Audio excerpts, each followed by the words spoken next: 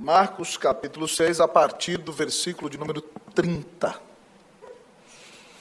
Assim diz a palavra do Senhor Jesus. Voltaram os apóstolos à presença de Jesus e lhe relataram tudo quanto haviam feito e ensinado. E ele lhes disse: vinde repousar um pouco à parte, num lugar deserto. Porque eles não tinham tempo nem para comer, visto serem numerosos os que iam e vinham. Então foram sós no barco para um lugar solitário. Muitos, porém, os viram partir, e reconhecendo-os, correram para lá a pé de todas as cidades e chegaram antes deles.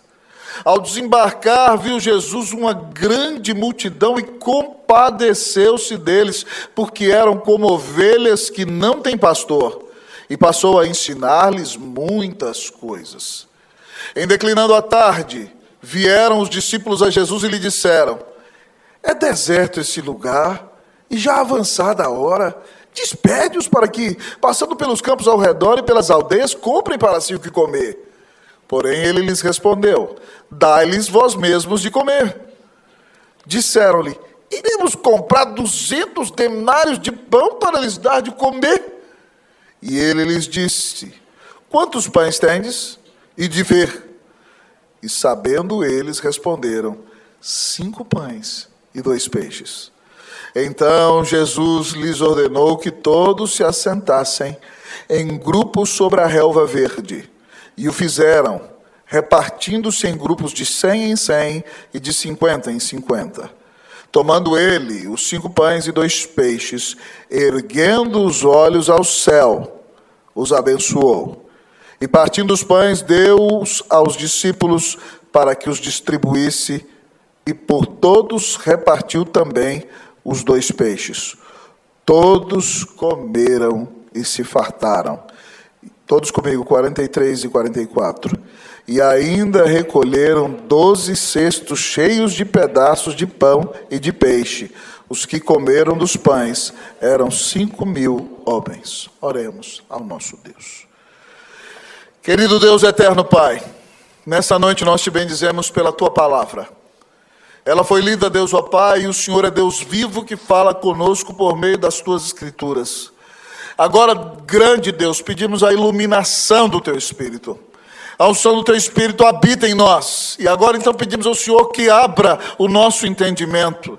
E abra o nosso coração. E, ó Senhor, nós queremos estar aqui, como diz aquela canção, sem querer nada mais que escutar Tua voz. Ó Deus, tem compaixão de nós. Fala conosco. A vida deste lado de cá do céu é cheia de lutas, batalhas e vicissitudes. Mas se o Senhor estiver ao nosso lado, grande Deus, nós seremos abençoados, Deus, e, ó Deus, seremos frutíferos em tudo aquilo que Tu confiares aos nossos cuidados. Ó Senhor Jesus, como Tu multiplicaste os pães naqueles dias, multiplica, Senhor, a Tua bênção sobre nós. E multiplica, Deus, a Tua graça sobre a nossa vida, de maneira que tenhamos alegria de ver frutos, ó Deus, ó Pai, naquilo que o Senhor tem nos dado a bênção de plantar. Glorifica o nome do Senhor, fala conosco e visita-nos, Deus, nesta noite, com a bênção da multiplicação. Nós te pedimos e clamamos em nome de Jesus. Amém. A igreja pode sentar-se, queridos irmãos e irmãs.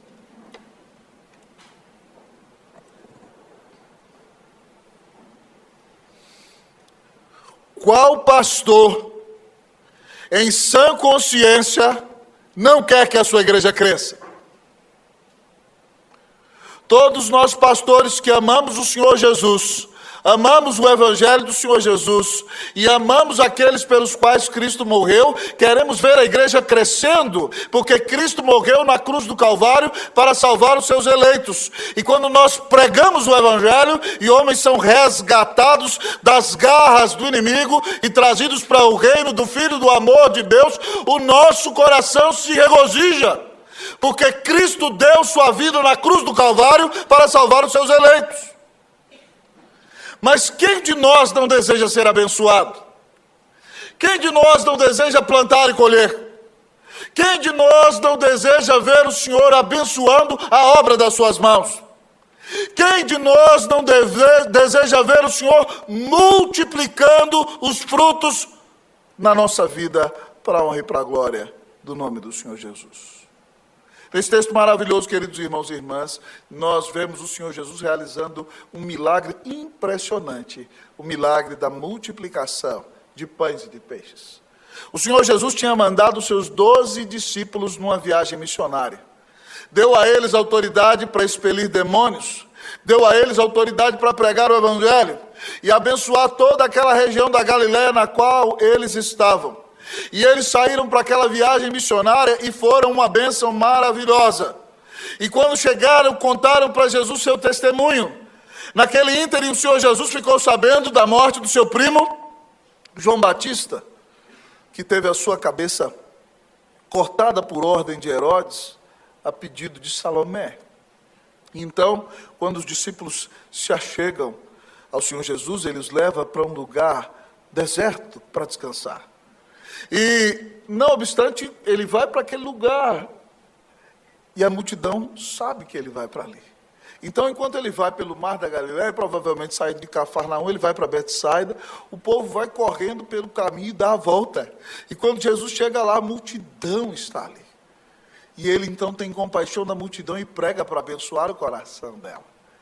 E a palavra nos conta que ele vai pregando o dia inteiro e a multidão está ali, chega no fim do dia, aquela multidão não tem o que comer. O texto nos diz que a multidão era de 5.000 homens, então você tem que contar mulheres e crianças além disso, provavelmente 10.000 pessoas havia ali. E a palavra de Deus nos diz, queridos amigos e irmãos, que os discípulos, ao virem tudo isso, não há padaria ali próxima, não há uma vila próxima, não há um lugar onde comprar comida. Então eles dizem ao Senhor Jesus: Senhor, despede essa multidão, porque o Senhor está pregando, eles não vão ter o que comer. Jesus, para instigá-los, diz: dá-lhes vós mesmos de comer. Eles, nem se nós tivéssemos 200 denários, uma pequena fortuna, nós poderíamos alimentá-los. Jesus pergunta para eles: o que é que vocês têm? E naquele dia, queridos amigos e irmãos, uma mãe muito precavida, sabendo que o seu filho ia ouvir o melhor pregador da terra, o grande conferencista do momento, Jesus Cristo, Filho de Deus, chamado de Jesus o Nazareno pelos judeus, então aquela mãe resolveu preparar um lanchinho para o seu menino saindo da adolescência. Você sabe que adolescente come bastante, ela mandou 5 pães e 2 peixinhos. E era o único que tinha comida ali. E Jesus, então, tomou aqueles 5 pães e aqueles 2 peixes, ergueu aos céus, agradeceu ao Pai, mandou que eles sentassem em grupos de 100, em grupos de 50, e ele distribuiu os pães e os peixes. Todo mundo comeu fartamente.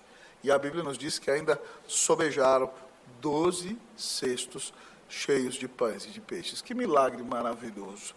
Somente o Senhor Jesus poderia realizar um milagre como esse. O milagre da multiplicação. Nós vemos aqui a bênção da multiplicação. E a minha pergunta é: o que Jesus tem a nos ensinar numa parábola como essa?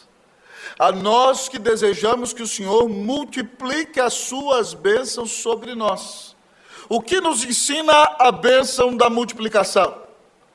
Em primeiro lugar, a palavra de Deus nos ensina nessa noite, a bênção da multiplicação nos ensina a importância do descanso. Então, em primeiro lugar, qual é o ensinamento dessa bênção da multiplicação? O descanso. Vamos ler, irmãos e irmãs, versículo 30 e versículo de número 31. Eu leio 30, a igreja o 31, nós todos o 32.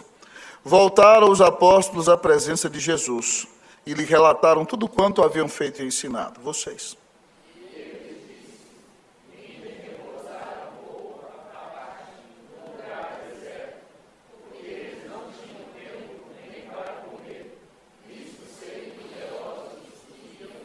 Todos comigo. Então foram sós no barco para um lugar solitário. Queridos amigos e irmãos, a primeira lição que o Senhor nos ensina, o primeiro ensinamento da bênção da multiplicação é a importância do descanso. Os discípulos fizeram uma grande viagem missionária. Eles pregaram para muita gente. Expulsaram demônios, libertaram muitas pessoas do poder do diabo. E agora, então, quando eles voltam e contam para Jesus o testemunho maravilhoso daquela viagem missionária, Jesus, que é Deus, mas é homem, sabe que é importante que eles descansem. Porque quando nós descansamos, nós demonstramos que dependemos de Deus. Então Jesus entra com eles no barco e diz: vinde repousar um pouco à parte num lugar deserto. O Senhor quer dar a eles descanso num lugar deserto, um lugar solitário. E aí o texto explica por quê. Porque eles não tinham nem tempo para comer, visto serem numerosos os que iam e vinham. O ministério pastoral muitas vezes é assim. Às vezes, irmãos, algumas manhãs, se eu não me cuido, eu levanto de manhã, leio a minha Bíblia e começo a responder o WhatsApp 9 horas da manhã e 1 hora da tarde eu não terminei de responder todas as mensagens que recebi. E eu cheguei à conclusão que eu não consigo responder todas as mensagens do WhatsApp que eu recebo. Fazer o quê? Eu vou lendo, vou filtrando, vou vendo o que é benção, o que não é benção, o que depende de mim, e o que pode ficar para lá, sinto muito, fica para lá. O que eu posso delegar, fala com fulano, fala com ciclano, e escrevo rapidinho, e às vezes você escreve para mim uma mensagem de 2 páginas, eu respondo com uma linha só, não se ofenda, eu não tenho tempo para responder sua mensagem com 2 páginas. Os discípulos não tinham tempo nem para comer, tamanha era a intensidade do ministério, e tantas pessoas que os procuravam, queridos amigos e irmãos. E Jesus, então, diz o texto, que os levou sós no barco para um lugar solitário. Queridos amigos e irmãos, Deus nos criou para trabalhar, mas Deus também nos criou para descansar. E eu fico maravilhado, irmãos, porque a Bíblia ensina isso claramente. É pecado, irmãos, ser preguiçoso e não trabalhar. Mas também é pecado trabalhar em excesso, porque significa que você não confia em Deus, que você não depende de Deus, ou que você se acha Deus. Você se acha o suprassumo da existência.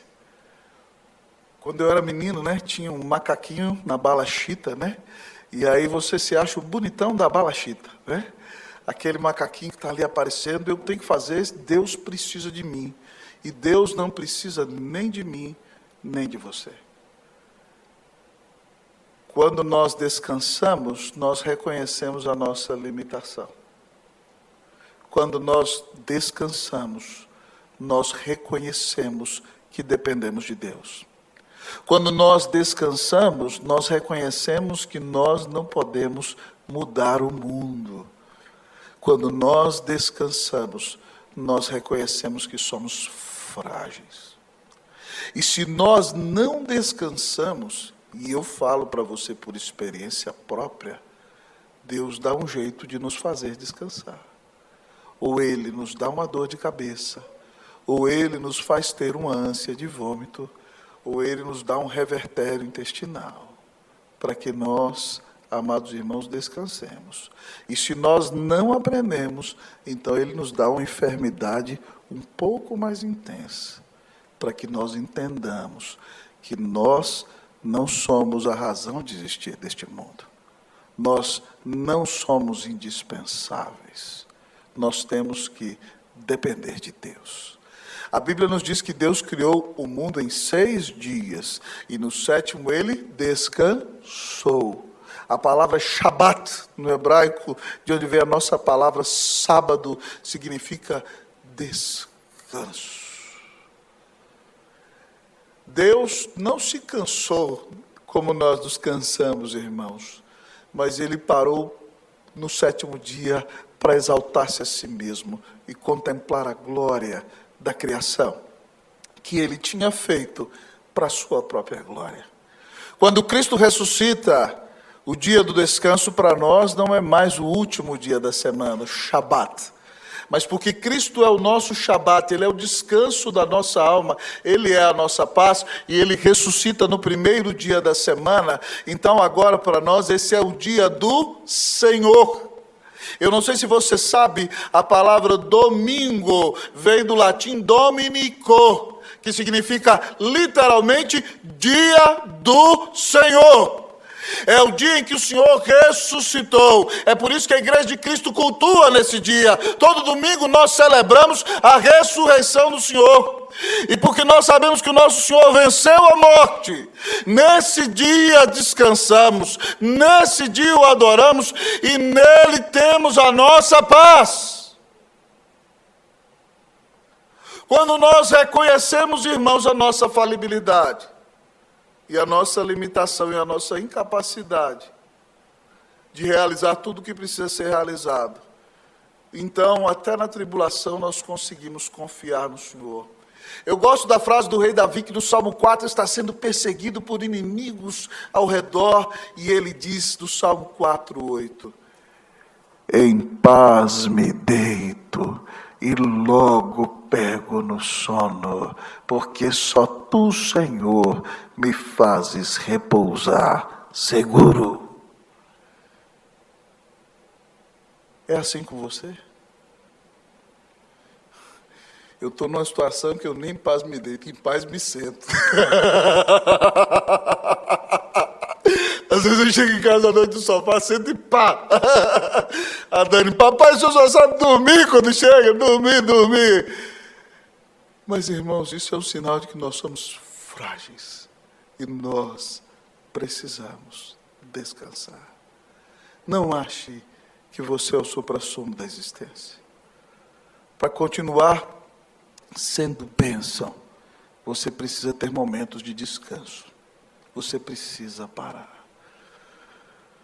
Eu tenho precisado aprender isso na prática, irmãos. No começo do ministério, acho que eu estou mudando agora. Senhor, me muda em nome de Jesus, meu Deus, me ajuda. Mas a gente começa o ministério achando que é uma corrida de 100 metros rasos. Corre o tempo todo. Depois você entende que é uma maratona. Você tem que ir marcando passo, correndo no mesmo ritmo e nunca parar. Que Deus nos ajude a correr a maratona da vida cristã. E quando as coisas não acontecerem do seu jeito, no seu tempo, que você entenda que não é só estressar-se mais ou aplicar mais esforço, mas às vezes é preciso parar, descansar, orar, meditar e confiar no Senhor. A bênção da multiplicação nos ensina a importância do descanso.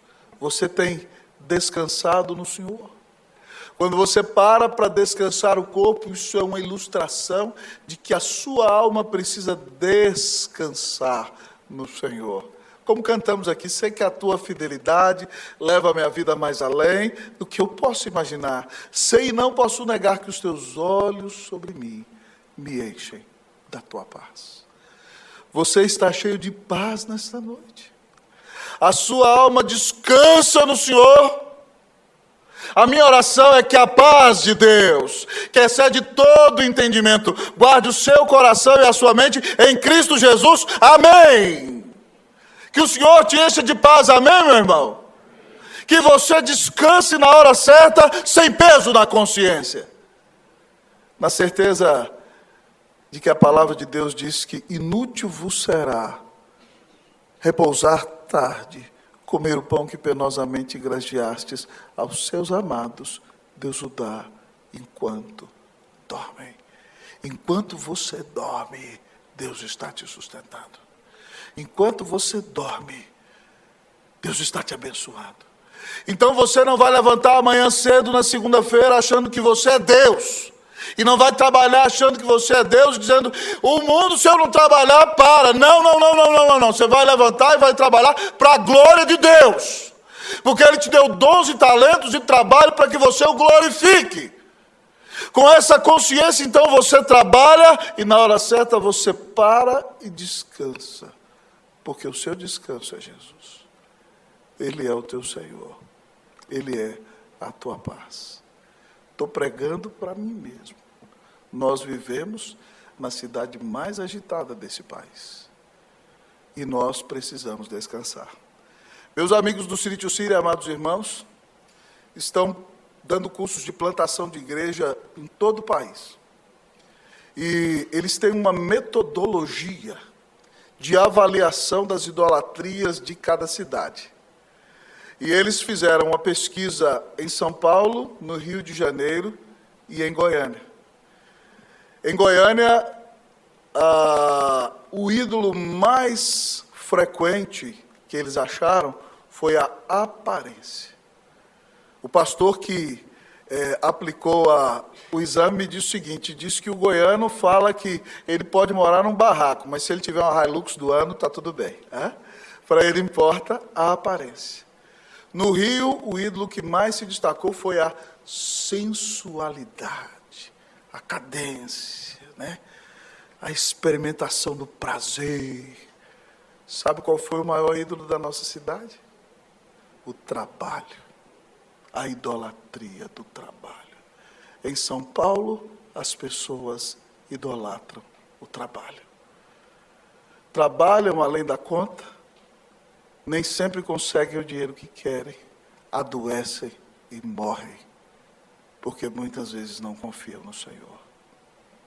Então que Deus nos dê a bênção de trabalhar na medida certa, sem perder a bênção da comunhão com Deus, sem perder a alegria de desfrutar da amizade de nossa família, sem perder a bênção da comunhão no corpo de Cristo, de convivermos com os nossos irmãos e de vivermos a vida nos deleitando em Deus e para a glória de Deus. A bênção da multiplicação nos ensina como primeira lição o descanso. Já podia parar o sermão e ir embora para casa, né?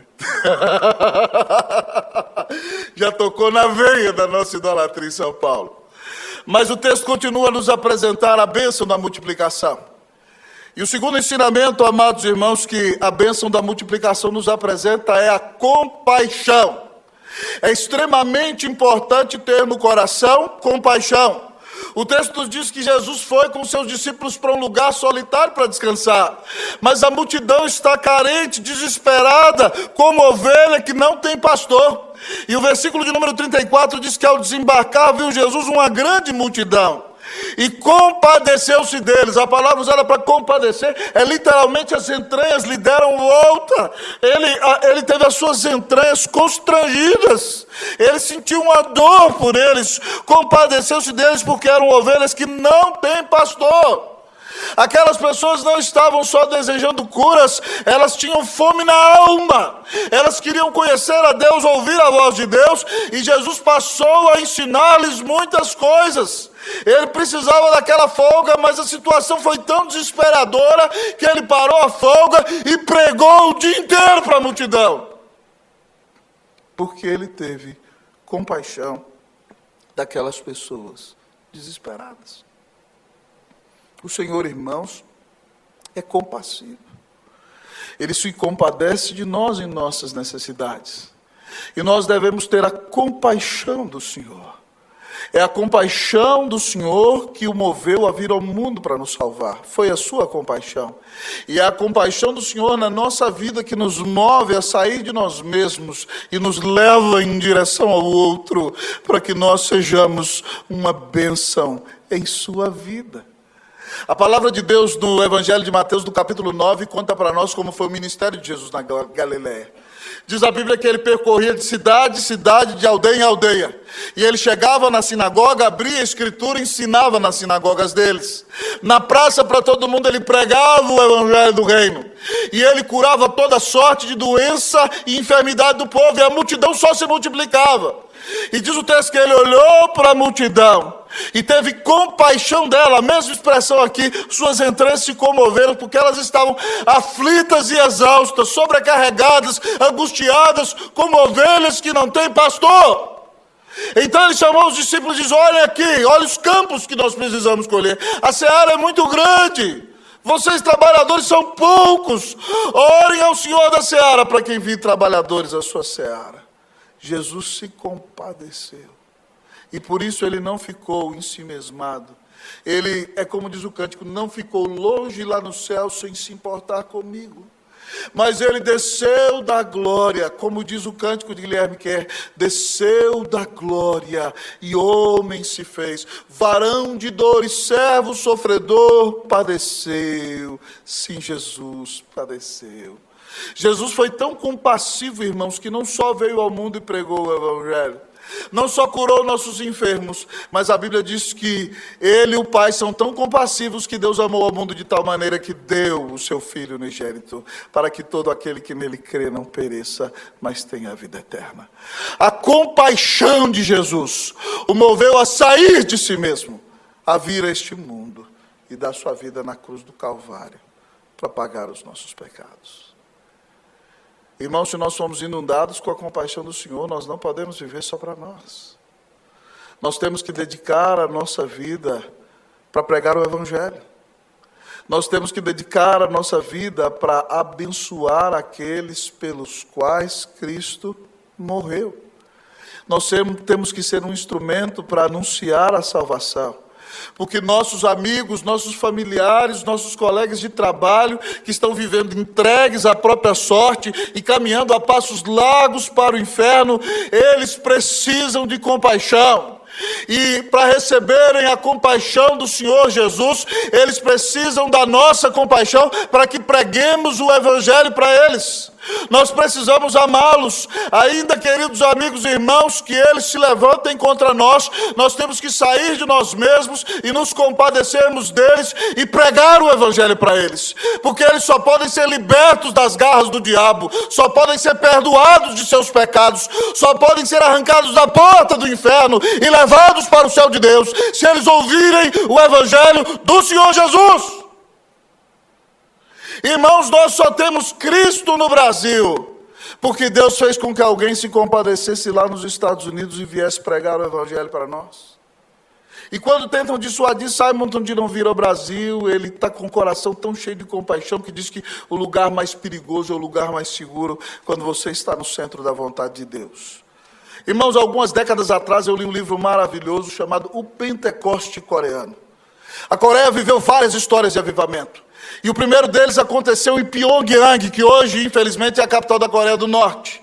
Num regime falido, que não dá certo em lugar nenhum, onde os cristãos são perseguidos. O lugar onde os cristãos são mais perseguidos no mundo é na Coreia do Norte. E, queridos amigos e irmãos, mas houve um avivamento ali no passado. E o que eu fico maravilhado, irmãos, é que quando o Evangelho entrou na Coreia, é impressionante que os historiadores, eu recomendo a você que lê esse livro, conta a história, que os barcos que saíram e entraram nos rios da Coreia foram cheios de Bíblia em coreano. Só que os coreanos andavam muito traumatizados sempre com as guerras com o Japão e com a China. E eles temiam que aqueles estrangeiros vinham para dominar o país deles. Então foi espalhado o boato que os estrangeiros vinham para dominar o país deles. E quando os estrangeiros entraram pelo rio, pela Coreia, com um barco cheio de Bíblia, eles, cheios de espingardas, começaram a atirar no barco. E começaram a matar aqueles que iam pregar o Evangelho para eles. E os comportores e missionários desciam do barco e, chorando em lágrimas, levando tiros, entregavam a Bíblia para eles e diziam para eles ler aquele livro. E o Evangelho, querido amigo e irmão, entrou na Coreia, debaixo de bala e debaixo de sangue. E depois aquele país foi visitado com um reavivamento para a honra e para a glória do nome de Jesus. Alguém se compadeceu e se dispôs a levar bala para que a Coreia ouvisse o Evangelho e depois experimentasse o avivamento para a honra e para a glória do nome de Jesus. Vocês sabem que Deus deu ao vosso pastor a bênção de viajar por esse Brasil pregando o Evangelho. E às vezes eu viajo, e as viagens são compridas, e elas são cansativas. E eu vou viajando, e às vezes de avião, ou dirigindo o carro, ou sendo levado por esses sertões. Eu falo, Deus, muito obrigado pelos missionários. Aqueles irmãos que saíam de barco, viajavam meses dos seus países, entravam no nosso país, meses no lombo de cavalos, e foram nos interiores, nos rincões mais distantes, nos sertões, nas selvas, por compaixão, pregaram o Evangelho, falaram de Cristo Jesus. E hoje nós temos igrejas nossas presbiterianas espalhadas por todo o país, e igrejas batistas, Assembleias de Deus, porque pessoas saíram da sua própria comodidade e entenderam que esse país precisa da graça de Jesus. Você não tem coragem nem de sair da porta da sua casa para entregar um folheto para o seu vizinho. Às vezes, no fim do ano, nós vendemos um cada dia aqui. Você tem a oportunidade de comprar um cada dia para colocar um debaixo de cada porta do seu prédio. Você já aproveitou essa oportunidade? Nós deixamos folhetos para você lá na porta da Unida. Alguma vez você já pegou esses folhetos? Deus tem feito com que nossa igreja seja cheia de atividades. Nos últimos 2 primeiros sábados do mês, foi tanta atividade que eu nem consegui vir em casa almoçar. Cleuzinha desceu para almoçar comigo depois da reunião do conselho, terminando 1h30 da tarde, e logo a atividade em seguida. E no mês passado, qual não foi a minha alegria? Comendo ali na padaria, nos Campos Elíseos. E eu vejo uma senhora baixinha, entregando a Bíblia para um sujeito com a cara de desclassificado, de bêbado, drogado, e falando do Senhor Jesus para ele. Sabe quem era? Sabe, né? Nossa querida irmã Lenira. Não passa um na frente dela sem receber um folheto, sem receber uma palavra de esperança, sem receber uma palavra do Evangelho, do amor de Deus. E você, o que tem feito? Eu estava feliz, a minha bolsa estava com os mesmos folhetos que quando eu aproveito, eu paro no carro, eu entrego, e eu vendo a irmã Lenira aquilo.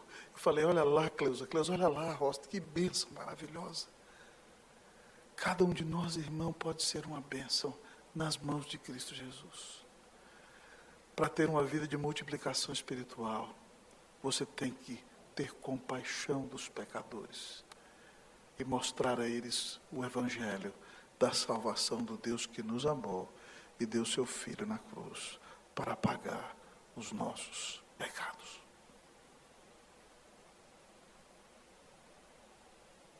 Que Deus multiplique sobre você as bênçãos dele.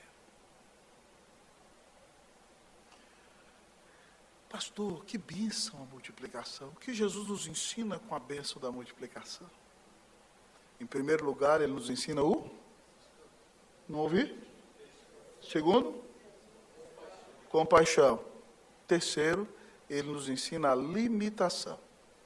Terceiro, ele nos ensina a limitação. Jesus é tão maravilhoso, irmãos, que ele usa os discípulos, então os discípulos estão ali agoniados, falam assim, meu Deus, esse povo não vai ter o que comer, e agora, né? Geralmente os irmãos que têm dom de serviço na igreja sempre são os que percebem as necessidades e ficam mais angustiados com os problemas, e eles chegam para Jesus e falam assim, Senhor, deserce esse lugar, ora, Senhor, já está dando 6 horas da tarde, despede esse povo, para que eles passem pelos campos ao redor das aldeias, nas fazendas, peçam comida para o povo aí, ou comprem, para ver se eles encontram o que comer. Jesus dá uma risadinha e fala assim para eles, dá-lhes vós mesmos de comer, ué.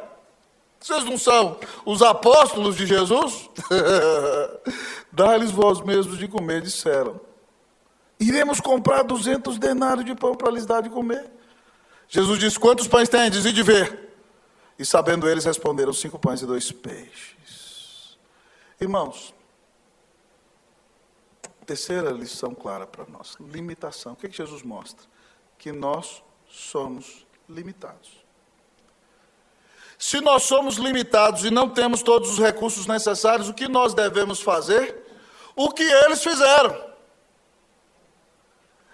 Eles pediram errado porque nós não sabemos orar como convém, mas eles foram até Jesus orar. Eles não têm condição por si mesmos de alimentar aquela grande multidão, mas eles oram para a necessidade da multidão e eles vão a Jesus. A solução que eles propõem é que cada um se vire por si mesmo, mas Jesus diz, aqui não é desse jeito, dá-lhes vós mesmos de comer. Senhor, nós não temos condições. Eles são obrigados a reconhecer a sua limitação. Jesus pergunta que vocês têm 5 pães e 2 peixinhos. 5 pães e 2 peixinhos enfatiza a incapacidade e a limitação deles, porque ninguém pode alimentar 5.000 homens ou 10.000 pessoas com 5 pães e 2 peixinhos. O que Jesus está nos ensinando, irmãos, que nós somos limitados, que nós precisamos dele. Isso, irmão, é maravilhoso, sabe por quê? Porque quando a situação é difícil, nós nos humilhamos facilmente diante de Jesus. Quando há uma crise financeira, a gente cai de joelhos.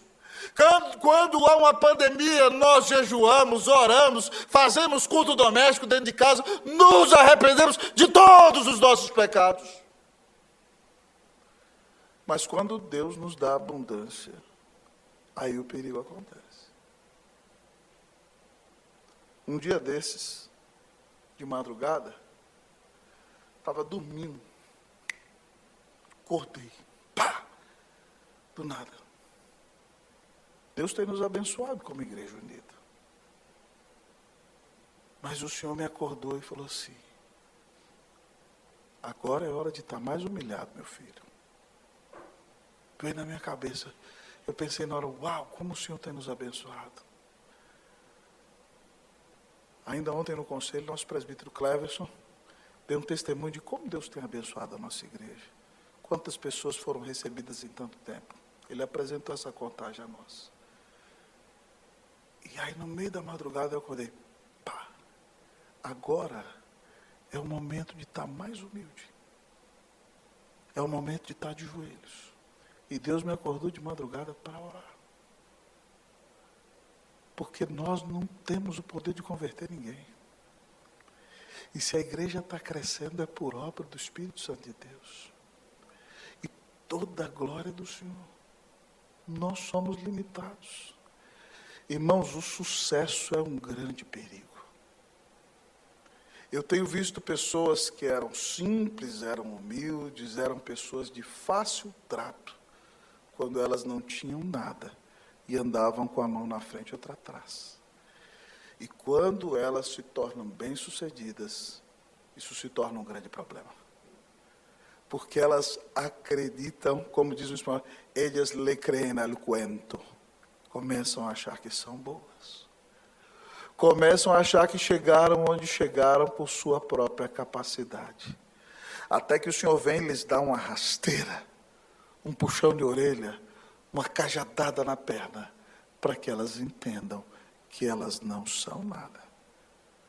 O texto que nosso seminarista leu aqui no início do culto fala muito bem.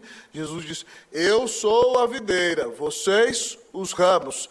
Quem tiver ligado em mim e eu nele, esse dará muito fruto. E aí ele diz, ó, preste atenção: sem mim nada podeis fazer. É como dizia o querido teólogo João Calvino: se vocês virem alguma coisa boa em mim, foi Deus. Se virem alguma coisa ruim, fui eu mesmo. Algum resultado abençoado é glória de Deus. Alguma coisa errada é fruto do nosso próprio pecado. Nós precisamos entender que somos limitados. E se bênçãos exponenciais estão acontecendo em nossa vida, irmão, é única e exclusivamente por causa da graça do Senhor. Se você era um pobretão miserável, né? Como diz a música lá do Rebaião, eu era magro que dava dó. Meu paletó listrado é de uma listra só, Aí entenda, mas Jesus entrou no meu deserto e mudou meu coração.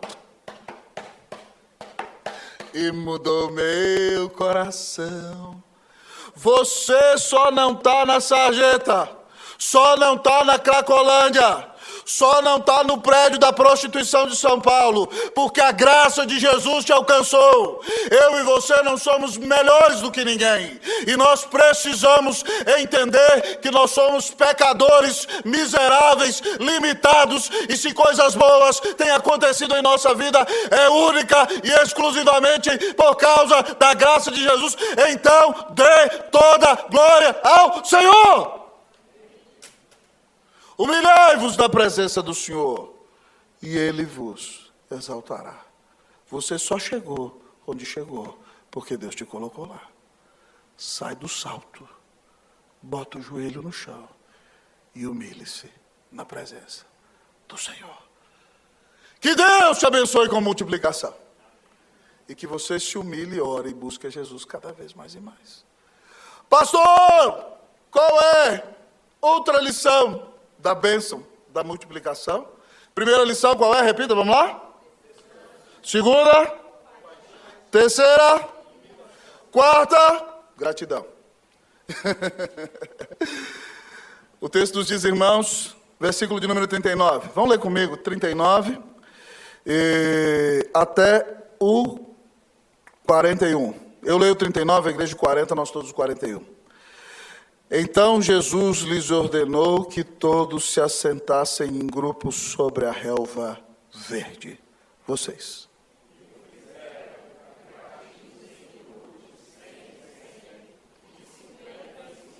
Todos. Tomando ele os 5 pães e os 2 peixes, erguendo os olhos ao céu, e partindo os pães,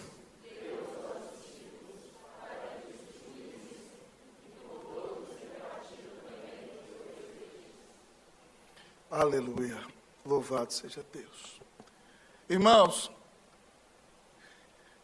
vocês acham que foram os coreanos que criaram os grupos pequenos? Não foi, foi Jesus. Grupo de 50 e grupo de 100. Os grupos pequenos dele eram grandes. A igreja era grande, né? Mais de 5 mil membros ali, não tinha jeito. Criaram os grupos pequenos ali. E Jesus, então, repartiu os grupos. Pasme comigo, irmão. Jesus é homem, mas Jesus é Deus. Ele podia já ter tomado aquele pão, aqueles peixes, e ter partido e ter distribuído. Mas Jesus aqui faz algo maravilhoso. E eu fico emocionado ao olhar para o texto. A Bíblia diz no versículo 41 que, tomando ele os 5 pães e os 2 peixes, ele levantou os olhos aos céus. Pai, muito obrigado. Ele é um com o Pai, mas ele agradece. Erguer os olhos aos céus demonstra que Jesus reconhece que depende do Pai. Reconhece que toda bênção vem do Pai. Que Ele é o Filho do Pai, eternamente gerado do Pai. Um com o Pai, na sua essência, Ele é Deus. Mas Ele toma os pães e os peixes e olha para o céu. Ele olha para Deus em atitude de gratidão ao Pai. E agradecendo ao Pai pela bênção que virá, ele então reparte os pães e os peixes. E a Bíblia nos diz, amados irmãos, que todos comeram e se fartaram. Jesus agradece ao Pai. Jesus não tem pecado algum. Ele é Deus feito homem sem deixar de ser Deus. Ele deixou a glória e veio se sacrificar na missão que o Pai entregou a ele. E por amor de nós, ele tinha todos os méritos possíveis. Todos nós temos o dever de agradecer, mas ele é um com o Pai, ele é o próprio Deus. Mas mesmo assim, ele toma o pão e o peixe e olha para os céus.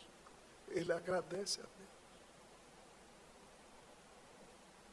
Ele consagra aquele momento ao seu Pai. E o milagre acontece no momento de grande gratidão do coração do Senhor. Irmãos, quando vemos a bênção da multiplicação, nós temos que ser gratos. Gratos por todas as bênçãos que Deus nos dá. Gratos pela sua salvação.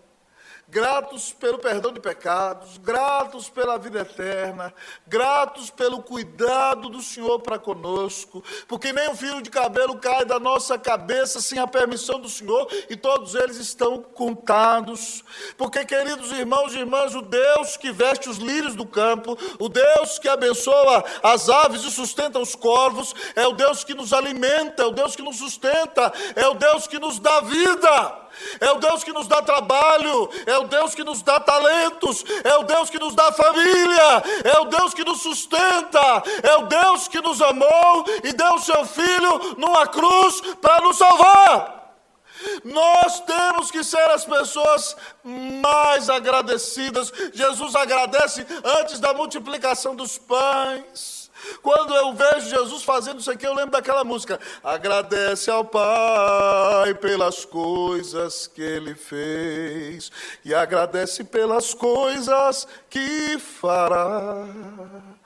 Nós agradecemos pelo que Ele já fez e pelo que Ele fará. Porque o nosso Pai é bom, Ele nos ama, Ele deu Cristo na cruz para nos salvar e Ele cuida de nós. É por isso que Paulo diz em Romanos 8,32, aquele que não poupou o seu próprio filho, antes por todos nós o entregou, porventura não nos dará graciosamente com ele todas as coisas. Seja grato ao Senhor, Ele cuida de você, Ele perdoa os teus pecados. A palavra de Deus diz, Ele é quem perdoa as tuas iniquidades, Ele é quem sara as tuas enfermidades, Ele é quem te salva da morte, te coroa de graça e misericórdia. Quem farta de bens a tua velhice, de sorte que a tua mocidade se renova como a da águia. Seja grato, reconheça o cuidado do Senhor. Irmãos, eu gosto muito daquela historinha, quem está aqui já há tempo já me ouviu contar, que conta a historinha daquele homem, não é verdade, mas é uma bela história, que viveu a vida inteira servindo ao Senhor, e quando ele chega no céu, ele olha para trás e vê a sua vida como 2 pares de pegadas na areia. E ele se alegra e reconhece então que Jesus esteve com ele toda a sua vida. Mas nos momentos mais difíceis ele vê um par de pegadas só. E quando ele tem a oportunidade de chegar na presença do Senhor Jesus, ele agradece imensamente, mas ele fala assim, Senhor, eu gostaria de tirar uma dúvida. Eu percebo que durante a minha vida inteira o Senhor andou comigo.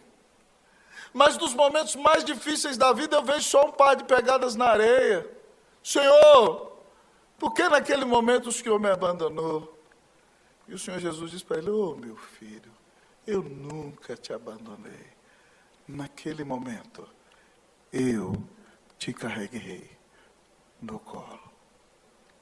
É naquele momento em que você pensa que está sozinho, que o Senhor diz para você, eu nunca te deixarei, eu jamais te abandonarei, eu te carrego no colo, eu cuido de você. Eu vou contigo todos os dias, até a consumação dos séculos. Que Deus maravilhoso é o nosso Deus.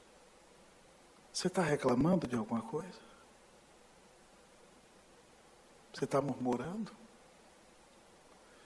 Esse Deus cuida de você, perdoa os seus pecados e nunca vai te deixar, jamais vai te abandonar. Que o seu coração transborde de gratidão nesta noite. Amém, meu irmão, meu irmão? Que você viva para louvar o Deus que te amou e deu Cristo na cruz por você. Pastor, que outro ensinamento tem a bênção da multiplicação para nós? Só mais um, para chegarmos ao final. O último ensinamento é aproveitamento. A bênção da multiplicação tem como último ensinamento o aproveitamento. Versículo de número 43 e 44. Vamos ler todos comigo? Vamos 42 a 44. Eu 42, vocês o 43, nós todos o 44. Todos comeram e se fartaram. Vocês.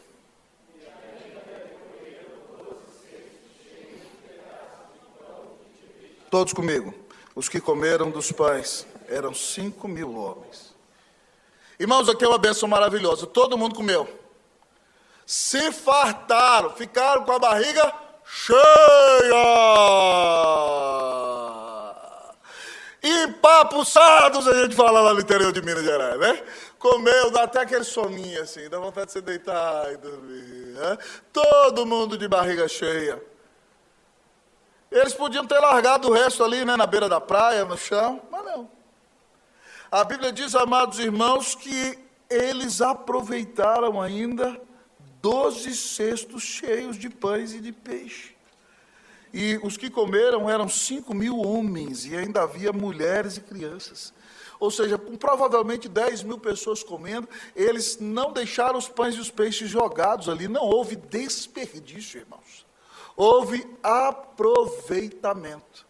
Com isso aqui nós precisamos aprender uma lição maravilhosa, que quando Deus dá sobre nós bênçãos exponenciais, não é por isso que nós vamos sair desperdiçando, nós vamos ser frívolos, ou vamos atuar com a prodigalidade irresponsável, nós vamos sim ser generosos e abençoados, mas nós vamos recolher o que sobra para abençoar ainda quem necessita. Os discípulos não comeram esses 12 cestos cheios de pães e de peixes. Provavelmente, irmãos, esses cestos foram tirados dali e abençoaram os pobres daquela região. Também na segunda vez que Jesus multiplicou os pães foi a mesma coisa. E quando Jesus entra com eles no barco e fala para que eles tomem cuidado com o fermento dos fariseus, eles falaram assim: será porque nós não trouxemos os pães e os peixes? E Jesus falou: vocês não entenderam nada. Provavelmente, irmãos, esses pães e peixes saíram dali e abençoaram necessitados.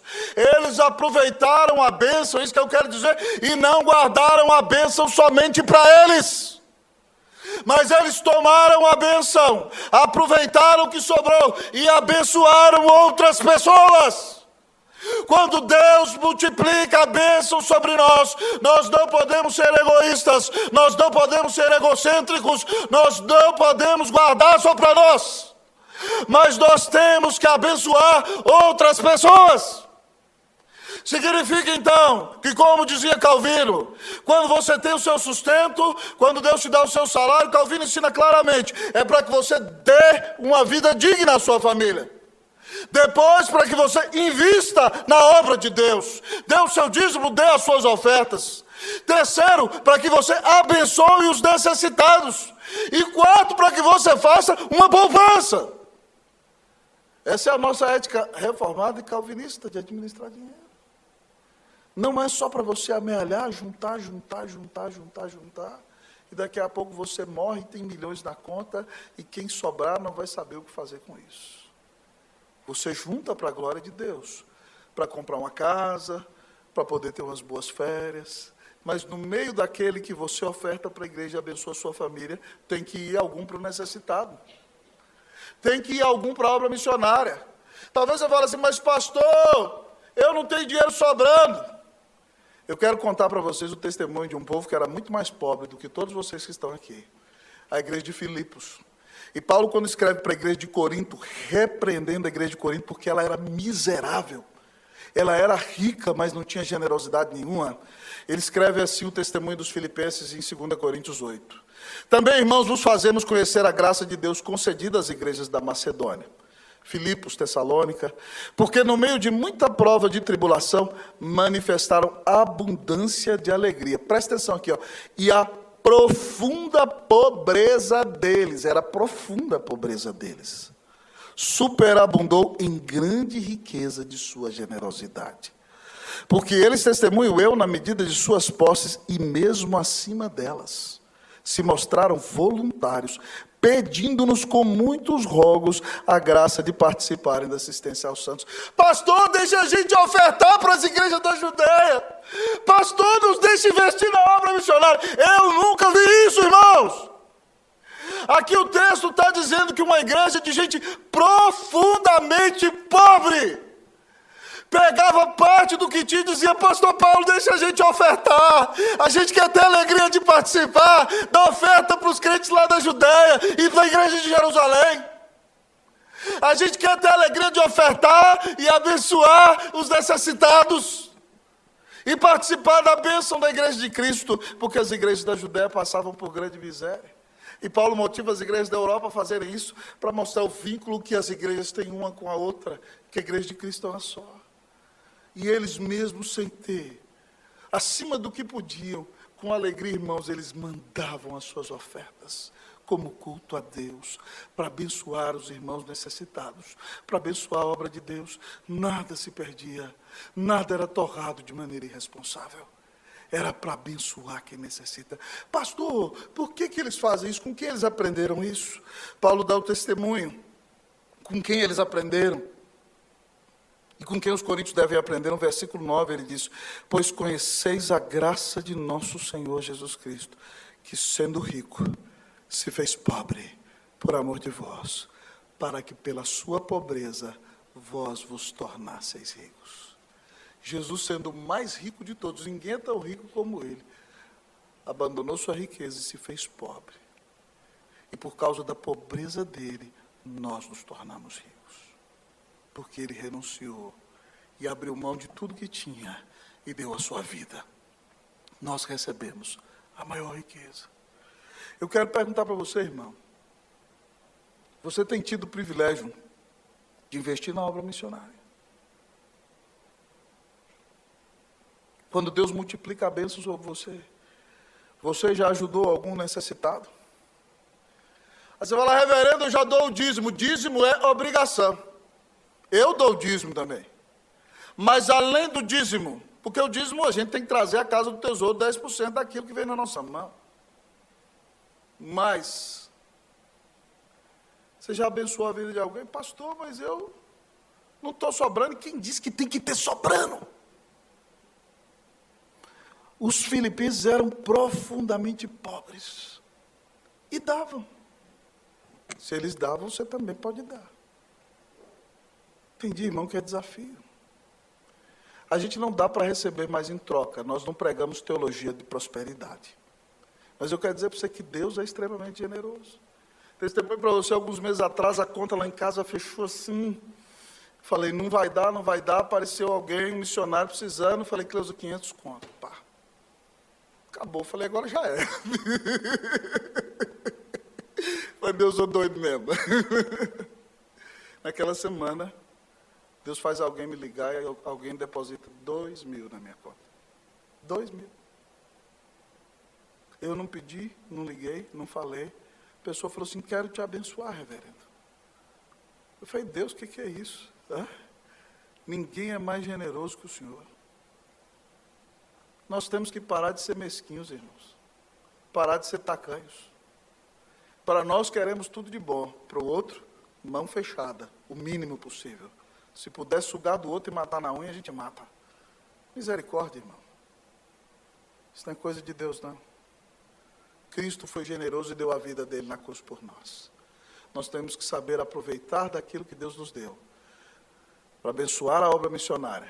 Para abençoar os necessitados. Para ter o privilégio de participar do avanço da obra de Deus. Já parou para pensar que alegria? Você vê um vídeo daquele como da Isabela que passou aqui, e Deus te dá a bênção e fala assim, Deus, ela está lá na Inglaterra e eu estou ofertando, eu estou participando. Que privilégio. Né? Outro irmão está na África, Deus, eu não estou lá, mas eu estou orando, e ele vai chegar aquele dinheiro lá, na hora que ele não vai ter o que comer, o Senhor vai mandar o dinheiro e vai mandar a comida. E eu tive o privilégio de participar. Que bênção maravilhosa, irmão, é ver o milagre. Eu ainda hoje almoçava com os reverendos Mateus e Gustavo, e hoje foi um dia de muita alegria para mim, porque tudo que acontece na nossa vida é graça. O pastor Mateus pregou aqui, e ele já tem me dito algumas vezes, falou assim, pastor, há alguns anos, um dos meus referenciais de ministério, citou outros 2 pastores, que eu não vou falar para vocês, mas a sua vida é um desses referenciais. E eu glorifiquei a Cristo, porque eu não sou nada. E o reverendo Gustavo foi meu aluno também, e nós sentando ali, conversando, e aí eu tive a oportunidade de conversar com eles num momento de tribulação muito difícil na vida.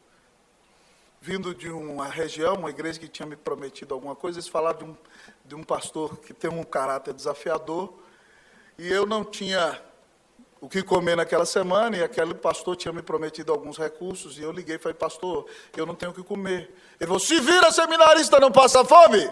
E eu, pecador, peguei o telefone e pá, desliguei na cara dele. Ei, Deus, tem misericórdia de mim. E eu fui para o seminário. E eu não tinha o que comer. E Cleusa era minha namorada, ela ganhava bem. Ela falou, por que você não pediu nada para mim? Eu falei, você vai casar com um cara safado que ele pede dinheiro antes de casar? Misericórdia, como é que vai ser depois de casado? E eu fui para o seminário orando, falei, Senhor, agora é com o Senhor. Porque quando eu senti o chamado ao ministério, meu pai não era crente, ele queria que eu fosse médico, e ele disse para mim, desde os meus 16 anos, eu nunca mais te dou um centavo. E não me deu durante alguns anos. Então, era depender de Deus. E eu fui para o seminário, falei, Senhor, não tenho o que comer, estou com fome. 1h, não comi nada hoje. E cheguei lá no seminário, e a esposa do presbítero Whirley, que é da Igreja da Luz aqui do nosso presbitério, cuidava da cantina. E, irmão, sem brincadeira, eu acho que ela devia achar que o seminarista era muito faminto, ela fazia uma coxinha desse tamanho, assim, ó, gigantesca. Né? E meu amigo, reverendo Nelson, que é pastor em Cuiabá, o JMC naquela época estava cheio de alunos, porque vinha gente do Brasil inteiro, os nossos professores, os primeiros doutores da IPB, Heber, Augusto, Alderi, tinham acabado de chegar dos Estados Unidos, então todo mundo queria estudar com eles, né? E aí, lotado o seminário de gente. E aí, a gente batendo papo ali antes da aula, o Nelson compra uma coxinha, come, e eu estava do outro lado, de costas para ele. E aí ele comprou outra. Ô, gula da providência, aleluia, louvado seja Deus. Gula providencial. E ele olhou para a coxinha e falou assim, não dou conta de comer. E chegou para mim e falou, Roster, só eu te falar um negócio. Eu falei, pois não, Nelson, você não se ofende comigo, não. Não me leva a mal, mas eu comprei uma coxinha ali, rapaz. E você é novo, né? Eu entrei no seminário com 17 anos. Então você, quem é mais novo, come mais. E eu não vou devolver, eu já paguei. Você não se ofende, não? Você aceita a coxinha? Eu falei, mas rapaz, você comprou para você comer. Morrendo de fome, irmãos. O estômago grudado lá nas costas. Eu falei, você comprou para você comer. É? E ele falou assim, não, mas eu não vou comer. Eu falei, então tá bom, irmão. Irmão, aquela coxinha foi Deus falando para mim, eu te sustento. Em todo o seu ministério, eu cuido de você. Eu tomei cuidado, eu fui para um canto para não chorar. Enquanto eu comia aquela coxinha gigantesca. Quando eu contei para ele, no outro dia, à noite caiu uma oferta na minha conta. Quando eu contei para ele, no outro dia, ele falou, cara, por que você não me falou? Eu falei, não, cara, não é você que me sustenta. Quem me sustenta é o Senhor. Nós temos que parar de olhar só para o nosso próprio umbigo, irmãos. Nós podemos ser um instrumento para abençoar alguém que está fazendo a obra de Deus. Que o que sobrar não fique sobrando na sua conta. Que você não torre com besteira, mas que você use para abençoar a vida de alguém que está servindo ao Senhor Jesus. Porque Cristo te amou e deu a vida na cruz por você. Uau! Que parábola maravilhosa. Nessa noite, pastor, eu já criei em Jesus e fui salvo. O que eu preciso fazer? Eu preciso aprender a descansar em Deus todos os dias da minha vida. Em primeiro lugar, eu preciso me compadecer dos perdidos e dizer para eles que Jesus amou o pecador e deu a vida na cruz para salvá-lo. Eu preciso entender que eu sou limitado. E isso vai me fazer orar e depender de Deus a cada dia mais e mais. Eu preciso ser mais agradecido ao Senhor pela maneira como Ele cuida de mim. E eu tenho então que aproveitar tudo que Deus me deu e ser generoso para abençoar a vida daqueles que estão ao meu redor, porque Cristo foi generoso e deu a sua própria vida na cruz para pagar os meus pecados. Louvado seja Deus, porque Deus é o Deus que multiplica sobre nós as suas bênçãos. A minha oração é que você creia em Jesus e receba de graça a salvação.